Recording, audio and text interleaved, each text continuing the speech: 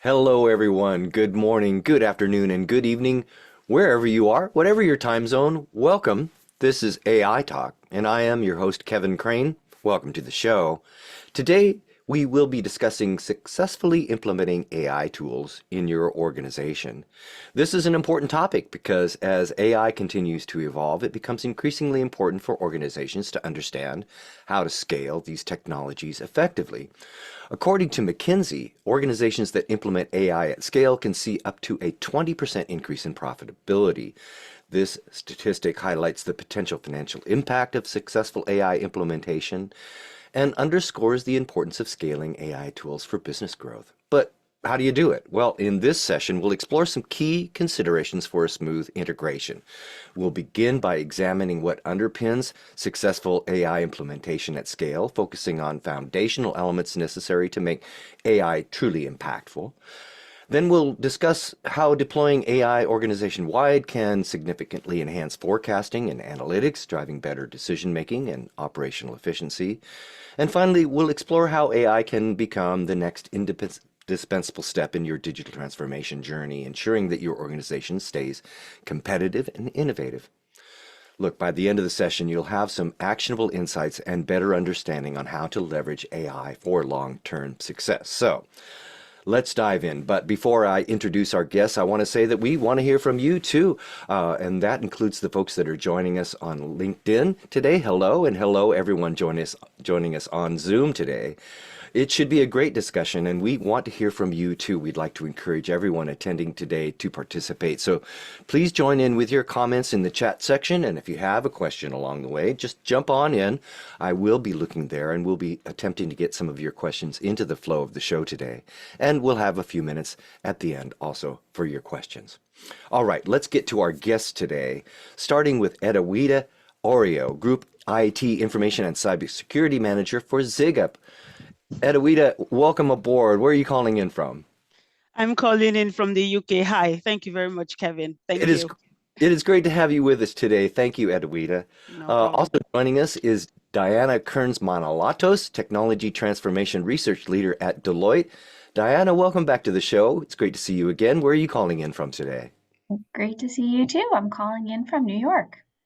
Nice, New York. Welcome aboard, Diana. It's great to have you with us today. And also with us today is Ayman Hussein, Customer Engineering Leader at Google. Ayman, welcome aboard. Where are you calling in from today?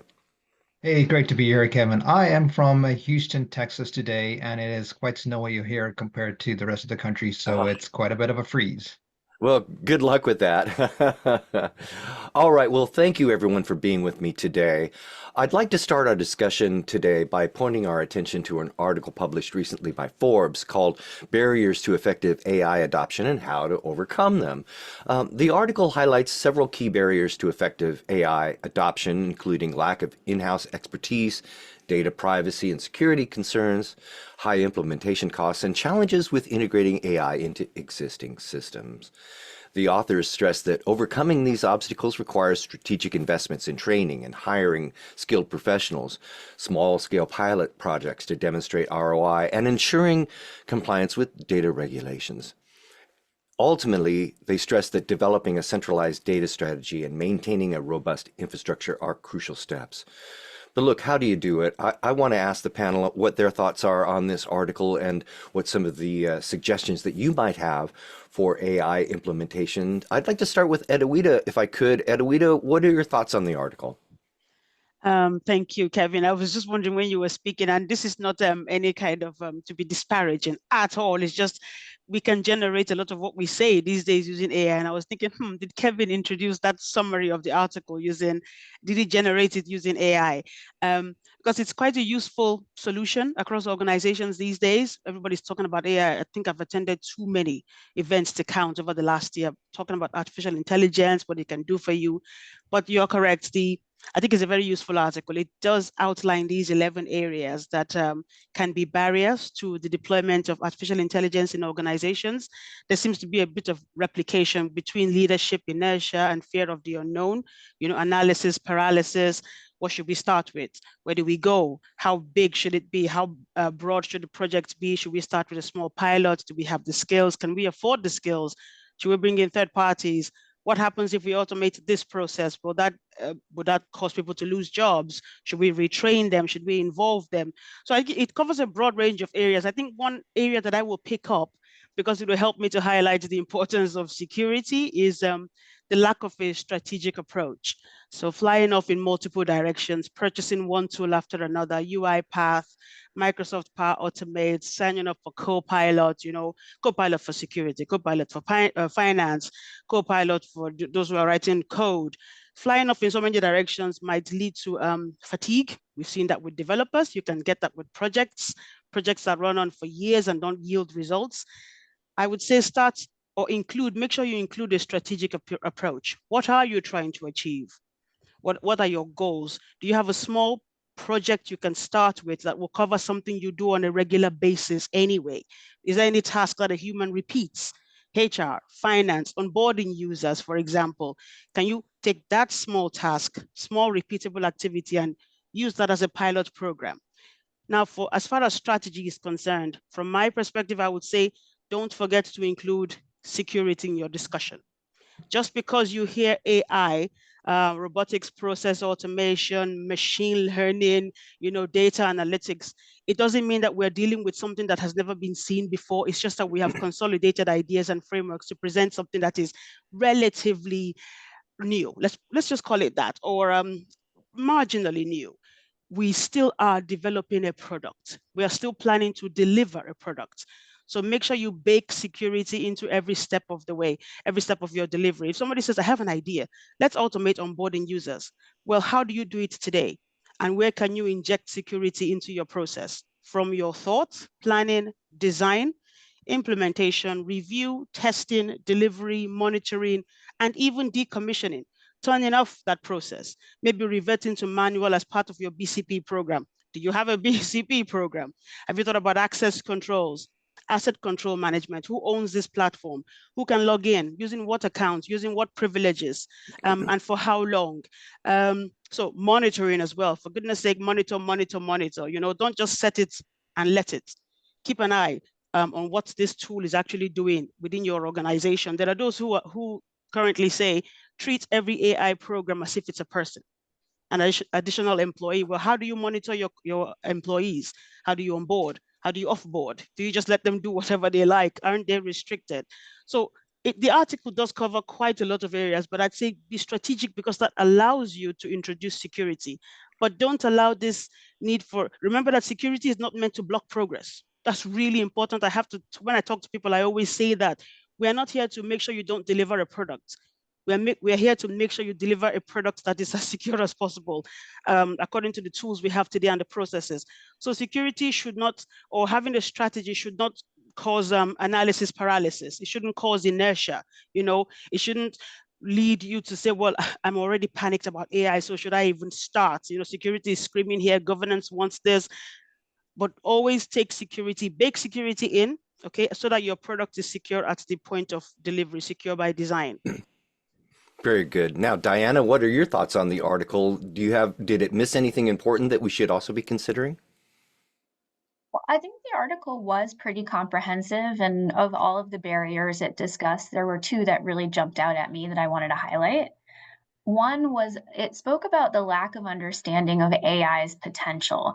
And I think that that's important, because with many of these technologies that we get excited about, there's this buzzword fervor of there's a new aspect of an existing technology that we get excited about, we feel like we need to invest in, without maybe truly on the business side understanding the functional potential of the technology. And then vice versa on the technology side, maybe not understanding what the business is trying to achieve. So I think that the more that we on the technology side can educate the business about the different aspects of functionality, and then the cost associated with it, we can make a determination of, do we need AI for this? Do we need generative AI for this?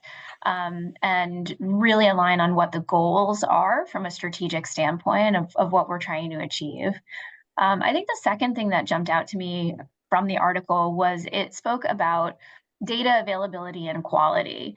And that with AI, of course, it is a data-hungry technology, and different types of AI require different types of data. So for some use cases, it may be that organizations don't have the scale of data that they need. And so that can be a challenge. One of the solutions we've started to see for that is that they can turn to synthetic data to create more data at scale to feed these hungry AI models. One of the other challenges related to data availability and quality that we see is that data may not be in the right format.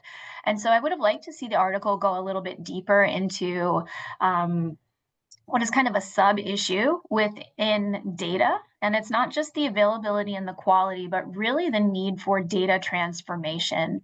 And so in the past, data transformation has looked like the digitization of paper into digital data.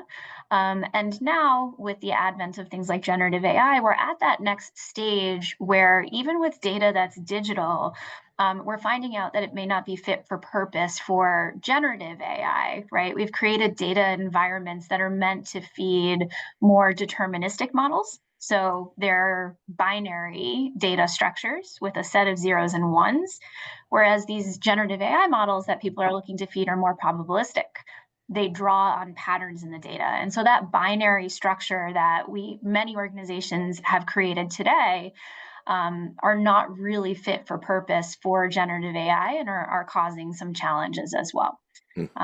So those are two for me, really understanding the potential of the technology itself, and then thinking about how we start to transform the data environments to feed our goals. All right, very good points there. Now, Eamon, the authors have stressed that a centralized data strategy and maintaining a robust infrastructure are crucial steps for implementing AI at scale. What are your thoughts? Do you agree with the authors? And if so, what are some suggestions that you might have? The article is probably very well written, and one of the things I noticed is that it wasn't complete in my mind. There's a lot of things that have been eliminated, probably for editorial purpose, because they couldn't probably cram it all in there. One of the things I equate the evolution of AI in our ecosystem today to the same way automobiles started a couple 150 years ago. There was one in almost every garage. People would make cars in their garage. It was a hobby industry, right? AI is kind of in that space today. Generative AI, mostly the large language model based AI. Everybody's trying it. There's a flavor for it. And unfortunately, in the world of industry and commerce, 90% of them will not be around in less than 2 years or even 5 years. And when you think of that, the strategy has to evolve around the fact that decision makers in large enterprises or small have to fixate on what AI is bringing to the table. So one of the things that's missing in this equation is skilling and learning, from everything from education programs in schools and high schools and colleges to even corporate education programs. Without that, strategic decisions will not work, even if you have a great thought leader at the executive level that says this is what we're going to do, because that computational mindset of how you're going to use people to be more productive. AI is not going to replace jobs. AI is going to make you more productive. And if you don't have the skill set, understanding, and learning that goes with it, you're going to miss a big part of this equation. And so one of the things I would like everybody in the industry to focus on is this mindset of continuously learning, and also understanding the hype cycle is still very strong in AI, and there's going to be a lot of things that will not be there. On the data side, one of the things that I've noticed in the corporate and enterprise space is the publicly available data these large language models are being used for training is dwindling rapidly unless you go to countries around the world where there's data that has not been digitized yet. So what's left is enterprise commercial data that's not been publicly available. So you have to start using that mindset of the fact that I have a commodity in my data warehouse that I should use, and therefore you need to learn how to do it. And that's where you have to innovate with trainings and learnings for the ecosystem of users. So that's one of the things I would point out is, regardless of where you are with strategy and the hype cycle, without the enforced learning and training for the actual human, it's not going to take hold or grow. All right, very good. The article is Barriers to Effective AI Adoption and How to Overcome Them, published by Forbes recently. The link is here in the chat feature. Take a look, folks, and let us know what you think about the article. Did it miss anything important? What are your thoughts on implementation of AI across your organization and how some of these barriers affect you? So, interesting article from Forbes. So, Very well. Well, let's move on to our first discussion point today, folks, and that is what underpins successful AI implementation at scale. A survey from PricewaterhouseCoopers found that 75% of executives today say they are already seeing a return on their AI investments.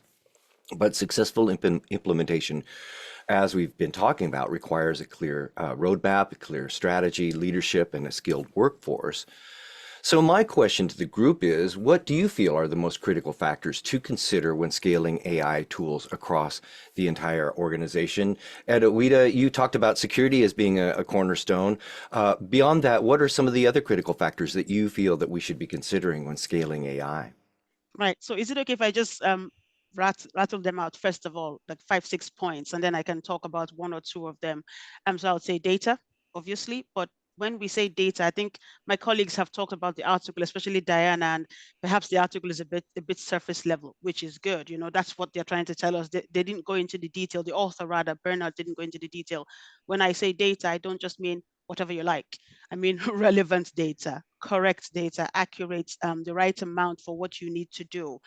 So data, I'd say robust infrastructure and architecture also required. Security, I said that before. Governance, leadership, so senior management support, because that will lead to things like funding, training, a change in culture, so there's not as much resistance to the change that's coming in. Excuse me. I'd say maybe I'd recommend successful pilots, starting with something small, a process you already require, not just based on guesswork and running around the place. Then with leadership, you end up with cross-functional teams across the organization. So you can bring different groups of people together, not just developers, architects, DevOps, but even people from finance, those who have jobs that might become partly automated, bringing them into the fold, encouraging them and working with them to develop new solutions. Bear in mind that when we say AI, what do we really mean today? Again, sorry, excuse me. What are we talking about? There are those who are creating the chat GPT, but then there are those who are using chat GPT to deliver solutions. So we need to make sure that we're very clear within our organizations so we don't run off and do what we don't need to do. But before you can secure anything, right? I did mention security governance. Before you can secure anything, you've got to actually build the thing you're trying to secure. There's got to be something you want to work on, right? So having a relevant kind of data, making sure you can ingest that data, the correct amount from the correct sources. If you start working on an AI program, you might discover that AI data is in silos, for example, or you don't have data scientists within your organization who can work on what you're trying to deliver, or you have people who are used to coding in a particular way. They're not used to no code or plug and play code, or working in a way that AI can enable them to do, writing prompts, for example, prompt engineering, process reviews. So identifying what data you do need, making sure it's available, remembering to bake security in as you go along, making sure you have the infrastructure that's robust enough to manage the process and scale as you work, because you might start small and then discover, oh, the company's become excited. They want to ramp things up in the next 6 months or over the next 1 year. Do you have the infrastructure to support what you're trying to do? So make sure you've got the data, you've got access to the data, secure access, you've got the infrastructure to support, you've got the funding leadership that's supporting you every step of the way, promoting, evangelizing the use of this new solution, support existing employees, carry them along, show them how this will augment their work. Okay, let's be realistic. Some roles will be replaced, but in some cases, it's actually augmenting your work. You know, before coming in here today, I took the article because you kindly made it available to us beforehand. Went into Copilot and said, list out all the headings in this article, please. There are 11 headings, list them out and give me the results. Didn't get a perfect result, but got something with similar to what was in the article. It's augmenting, so I don't have to sit there and do a copy and paste of all of the headings and summarize things for myself, making sure you have that kind of successful pilot, because if you try something and it works on a small scale, you're more likely to get people to jump in and get involved. And cross-functional teams always works, because that's when people will remember to call security, to the table. But that's from my perspective anyway. Now, Eamon, I want to get to you because I do know that you need to leave here at the bottom of the hour. So I want to get to this question that I have for you, and that is, how do we balance the need for advanced technology with the requirement for human expertise? And this sort of aligns with the question that we're getting from Priya. Priya, thank you so much for your question today. Priya is asking, can you ask about some strategies to convince leadership of the long-term benefits and ROI of upskilling the talent force and with AI and emerging technologies. So this need for human expertise and upskilling and the ROI of that. What advice do you have, Eamon? Absolutely. So if you think of in the enterprise commercial space, the intent of any organization, regardless of what industry you are, is to grow. And you have maybe a revenue stream or an outcome that provides success for that organization. And what is challenging today is moving fast. And what AI will do is let you move fast. So when you create the ROI models, you have to have the speed injected into that metric. For example, you may not be able to onboard people fast enough in your industry because of training and limitations. AI will make that augment of existing people do things faster and quicker with less resources. So now we think of the ROI of that. If you're in production, how many things you're making productively faster. I'm like robotics is a great way of thinking of this. If you are in insights and business decision making, how fast are those insights being articulated and turned over so you can make those decisions? Think of housing markets, think of mortgages. All these things are data oriented. You need humans to look at it and decide on it.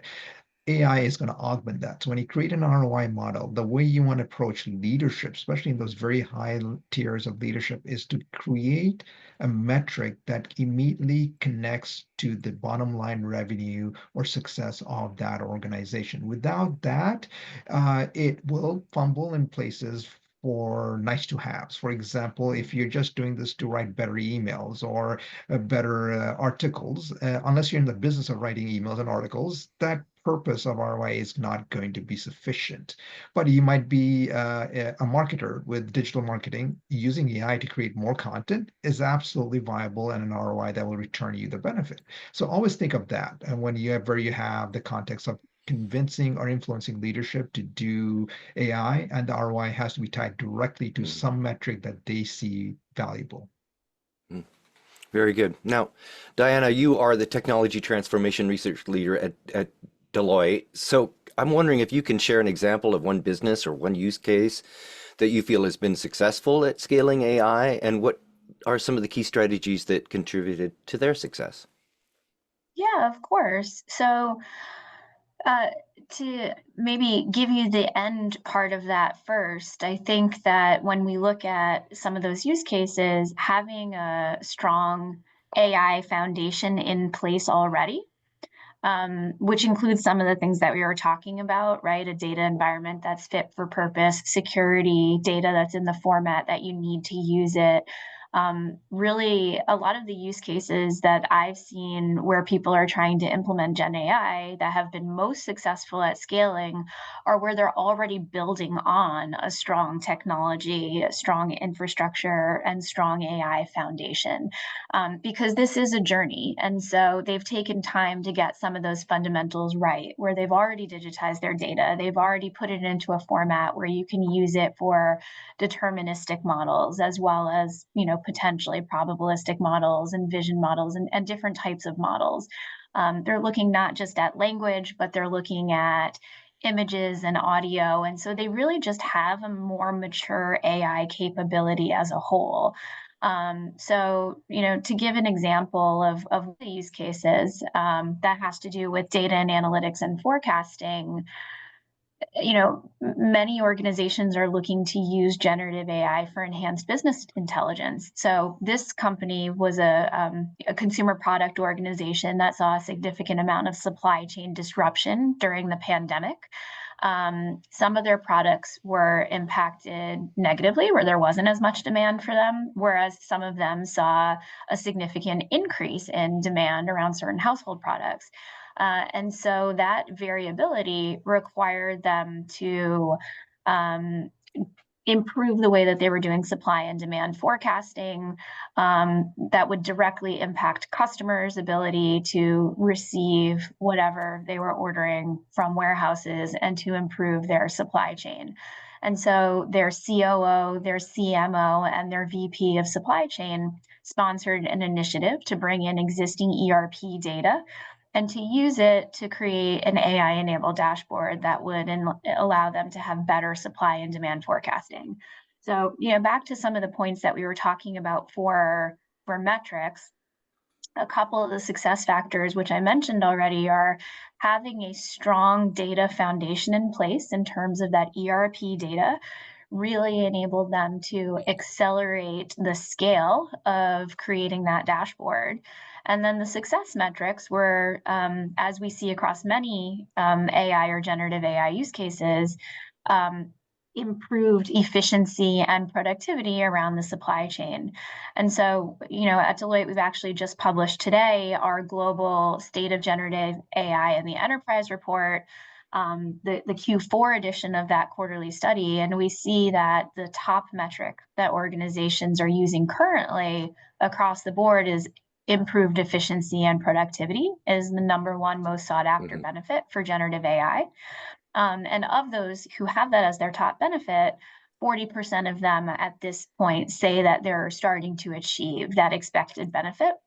And so, we're about halfway there. And I think another important metric to look at if we're looking at these more agentic types of process improvement workflows is the level of workforce adoption. And so to speak to the question in the comments, there is getting leaders incented, but then there's also getting that workforce incentivized to adopt the technology.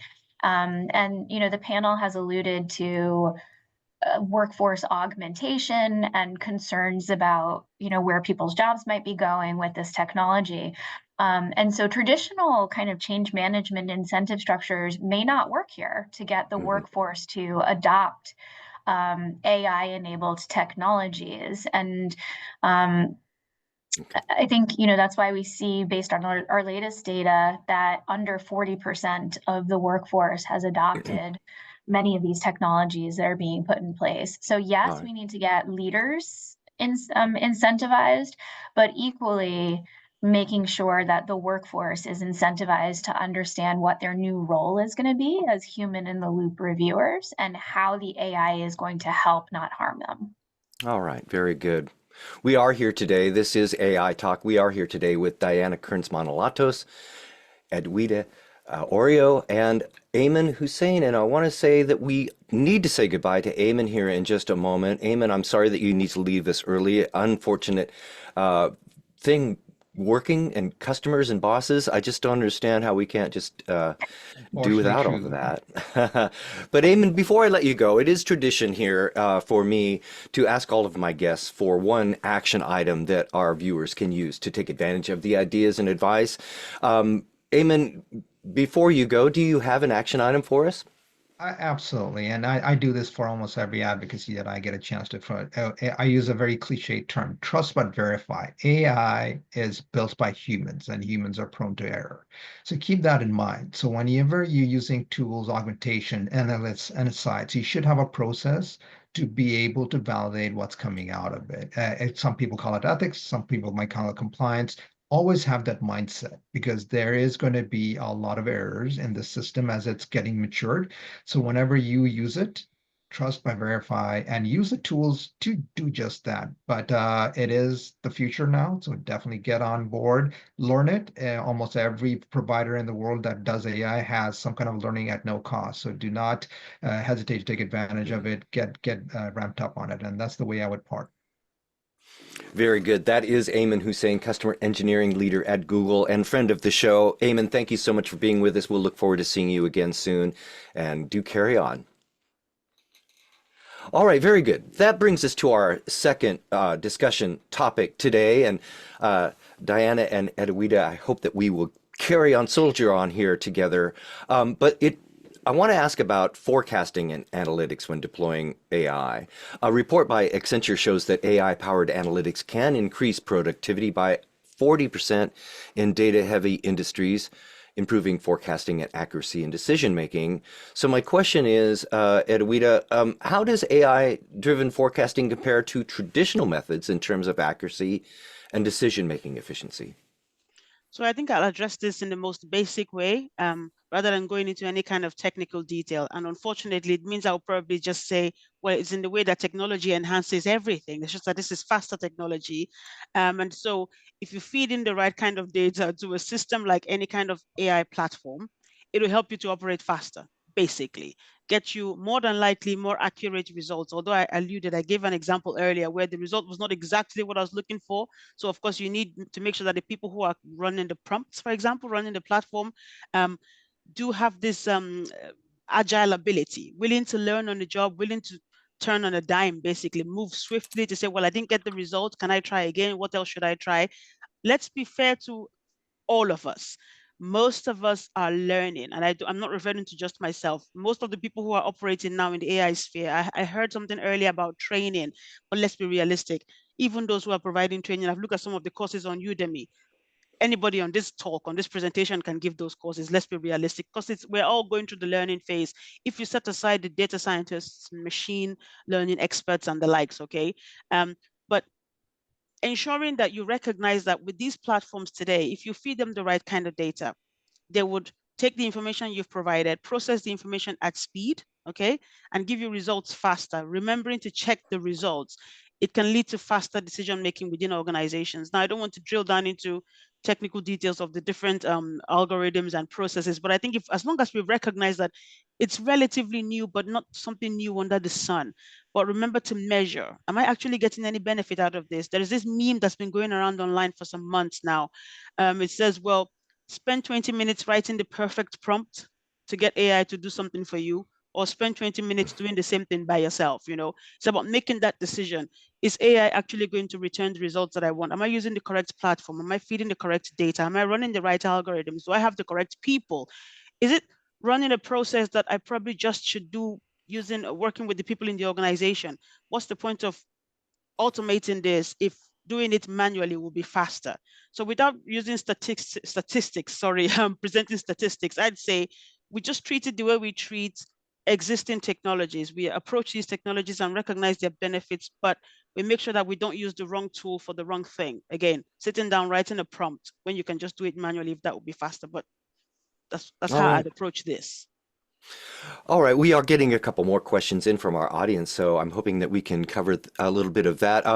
Priya is back, and following up on her earlier question, given the productivity gains from AI technology are not always immediately evident, and softer gains like efficiency are hard to quantify, how can we effectively address these challenges when convincing leadership to invest in AI technologies or support AI-based projects? Diana, what are your thoughts on that? Yeah, great question. And I think it's twofold. One is we see from our research that the organization can only move as fast as the organization, not the technology. And so really knowing what is the realistic pace of change and scale based on the organization's current maturity level, and your past footprint of how effective you have been at being able to drive change is an important calibration measure.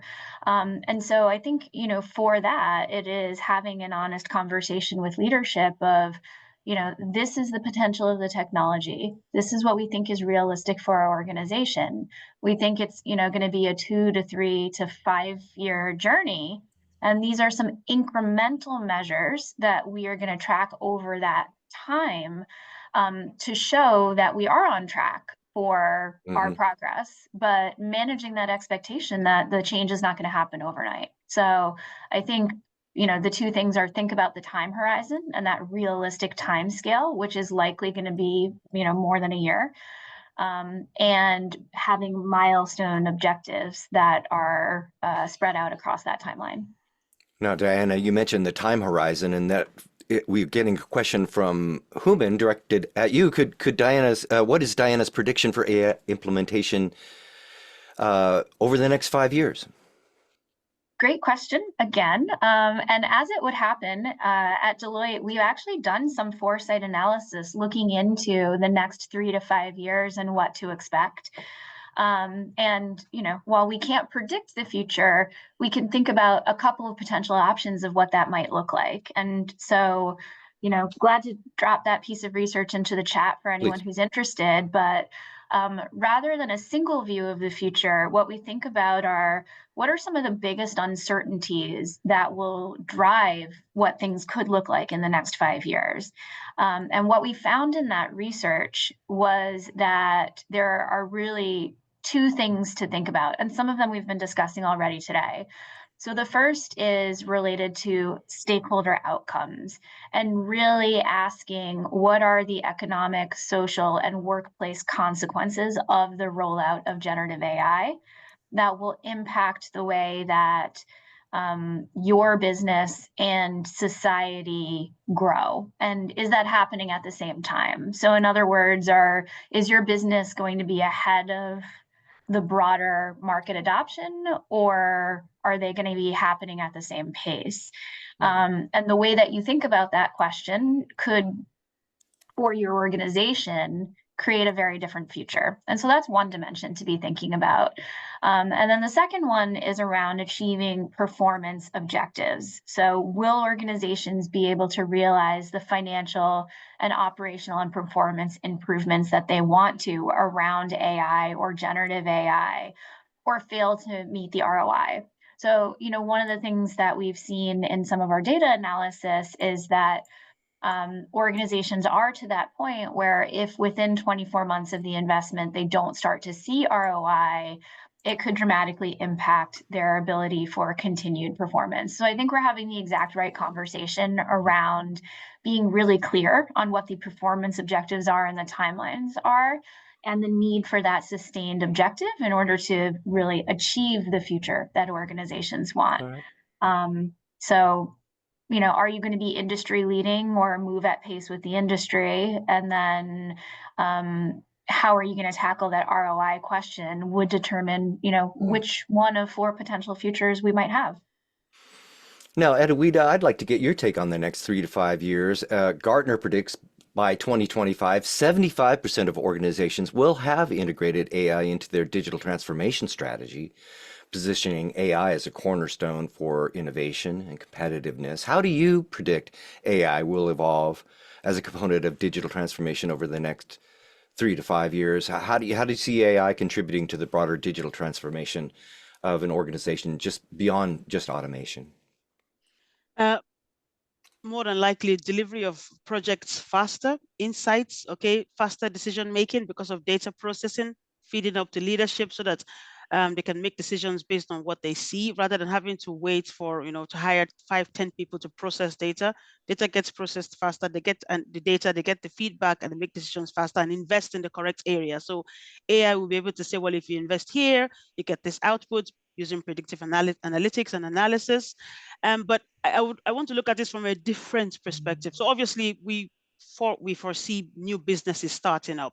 I know that Ayman said earlier that, even though we have lots of businesses starting up, just as we had 150 years ago with vehicles, everybody in the garage building their own vehicle, most of these just closed down. Not everybody turned into a Ford or a Hyundai. So yes, we are seeing lots of these platforms being created. Some of us register for new ones, perhaps once a week to test them, to try them out. But from what I can see, there will be even more of these being set up, more people going out, taking training themselves, trying to gain skills, start up companies, start up businesses. I want to look at it from the security perspective as well. There will be a whole host, of new types of malicious attacks. So today we talk about, hallucinations, data poisoning, model poisoning, all of that, data loss from AI models. I'd say we will get even more security tools that are enhanced using AI, helping those that work in the security industry to respond to incidents faster, to make faster decisions, to even predict where potential attacks might occur. So it won't just be on the benefits side, which is making faster decisions, starting up new companies, new jobs as well coming out. I always, as far as I'm concerned, process engineers are going to be so required going forward. And I have a great degree of respect for process. It's not enough to just design something. If you want it to be repeatable, even if you have AI creating the original product, somebody has to review that process, look for the gaps. Where are the gaps? Where can things fall apart, including with the security mindset? So I suspect new job types will be created, as well as having new attack types. Today, we talk about how AI can be used to generate phishing emails, but let's be realistic. It's going to be more sophisticated than that. Generating phishing emails, perhaps from countries where English is not the major language that's spoken, to trick people in English-speaking countries. Okay, fine. We are seeing that already. Let's talk about more sophisticated attacks going forward. So I think that's going to be a very big industry and an industry to watch. In fact, it already is. Now, Edwita, I'm curious what your thoughts are on the use of AI itself as a security tool to perhaps combat AI that is being used against an organization. Where do you see the future headed in the next 3 to 5 years in terms of using AI itself to bolster your efforts with cybersecurity? So even today, but yes, 3 to 5 years, but I think this will just increase. Even today, AI is sort of like an assistant that sits next to you. So security is not only about responding to incidents. In fact, better security is about preventing. So from what I said earlier about software delivery, process delivery from the very beginning, if you're going to work on a project, anything, any deliverable, name it, an automation project, machine learning platform, you want to build a chat GPT, start with security in mind from the plan, the idea, the plan, the design. AI today, generative AI, maybe not adaptive as a different article in Forbes called it, but generative, can generate what we call security requirements. That is a crucial part of software delivery. I want to design, I want to work on something. I have an idea, Kevin, and I come to you, right? I want to automate this process in the organization. You would then say, okay, I think this would be a good way to do it. We start with step 1, step 2, step 3, get rid of step 4, which humans do today. It's fine. They already do 1, 2, and 3. Let's encourage them to go from 3 to 5. Work with them, get the ideas together. This is what we want to automate. They will be the process designers and process reviewers for us. Security come in. Where are the gaps? How do we implement this? Who should have access to this? Today already, we can go into AI platforms to say, give us the security requirements for designing this type of product. And it spits out within seconds what in the past we used to spend days typing up. Now, I have to be very clear because I do this, I've tested this. My concern is measurement. We talked about, making sure that we gain insights. How will you know if your team has implemented what you've put down? Repeatability. What if you use one AI platform, it spits out 10 requirements, another spits out 2? Which one is giving you the actual requirements for your product? So you still need, and I think Diana put it very well, the human in the loop. Please do No. not remove the human in the loop just yet, or if at all. You need that person to check, sanity check. I don't like that expression, but to check what you are doing to make sure, yes, Right. this is the definition of security for this product. So you bake Okay. security in and it's secure by design. Sorry. Nice. Okay. All right. Well, very good. We are here today with Edwita Oreo, Group IT Information Cybersecurity Manager for ZigUp, and also Diana Kearns Manolatos, Technology Transformation Research Leader at Deloitte. Diana, thank you for popping in the Deloitte research in the chat feature. Folks, if you haven't seen that, get it now. I think that'll be important research to take a look at. But where has our time gone? We have reached the end of our program. I would like to ask each of you for one quick action item that our listeners and viewers can use to take advantage of the ideas and advice today. Diana, do you have an action item for us today? Glad to share one. So I think my action item would be to be clear on the strategy from the outset, and then align on the functional approach and the metrics that make sense based on that business objective. And I think for AI specifically, really test yourself to think about, is this a process that we're trying to improve where the end user is going to be our workforce? Or is this a product that we're looking to enhance where the end user is going to be our customer? Because those are two very different things, where the process-oriented stuff maybe puts you more into the world of agentic AI. And the product-focused approach puts you more with metrics that are going to be impacting customers and things like that. Nice, nice. Thank you. That is Diana Kearns Manolatos. Thank you so much, Diana. Edwita, do you have an action item for us today? Kevin, would you mind if I give you 3 action items, please, from the shop Well, floor level, very quickly? in the minute that we have left, in the minute that we Security, have, yes. fantastic. Security, governance, risk, and compliance. Carry that along from idea all the way to delivery and decommissioning, please. Always check the outputs. I said earlier, 2 requirements spat out by 2 platforms. Always check the output of your platforms. And the last one is automate logically and only automate what is logical. Remove unnecessary steps and don't automate a process that's actually a risky and dangerous process. Automate logically and only automate what is logical. Fantastic. That is Edwita Oreo, Group IT Information and Cybersecurity Manager at ZigUp. Edwita, Diana, and we'd like to thank Eamon as well. Thank you so much for being with us today. What a great panel. Your perspectives and advice were spot on, so thank you so much. I hope that we'll get a chance to talk again soon. And to everyone joining us today, thank you too for being with us. Join us again on February 4th with another great panel of guests where we will be discussing why Gen AI is now an investment priority. That should be another great discussion. And if you'd like to find me, you can do so on LinkedIn. I'm happy to connect there. Just check me out. I'm Kevin Crane. And you can check out my weekly audio podcast as well, the Digital Transformation Podcast. But for now, that'll do it for this episode of AI Talk. And until next time, I am Kevin Crane saying thanks for watching.